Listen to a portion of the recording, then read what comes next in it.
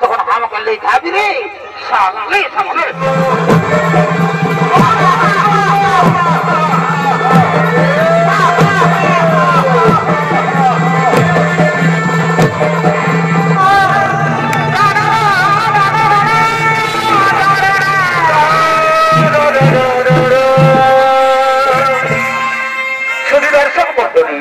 এদিকে এমন হয়েছে যে প্রবল বৃষ্টির কারণে ক্ষেতের ফসল নষ্ট হয়ে যাচ্ছে, আবার কোন কোন জায়গায় অনাবৃষ্টির কারণে চাষের জমি নাম ছিল সেই মিথিলা নরেশ ছিলেন রাজা জনক। তাই যেমন বছর ধরে বৃষ্টি হয়নি, তাই মরুভূমিতে পরিণত হয়ে গেছে। সেই সময় মিথিলার রাজা প্রজা তারা সকলেই খুবই চিন্তিত ছিলেন, কিন্তু জনক রাজার বললেন, রাজা জনককে আদেশ দিয়েছিলেন, বলেছিলেন হে রাজা জনক, আপনি আর আপনার স্ত্রী যদি সবকিছু ত্যাগ করে প্রজাদের মতো জমিতে নিজেই চাষ করেন তবে হয়তো বৃষ্টি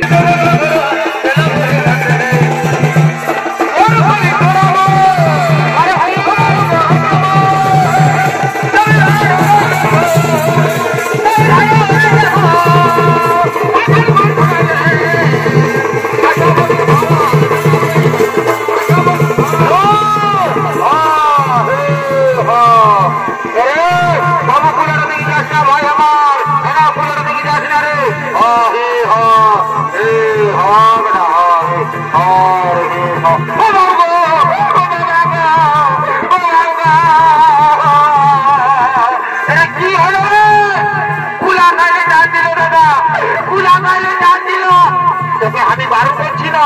রাজা ঘোরলা আছি সেই সময় বলছে রে কুলাটার পেছন থেকে না যা তুই কুলাটা থেকে ঢুকছিস।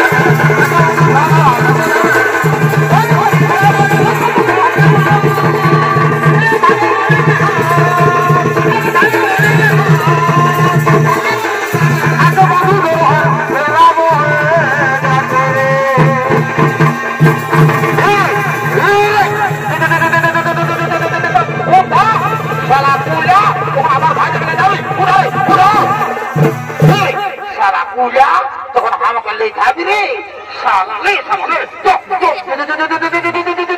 উঠার শালা কুলা উঠার। দেখি এভাবে আমার হাল মাটির মধ্যে আঁকে কেন করো? দেখি ওই যে দেখা যাচ্ছে না বালক শিশু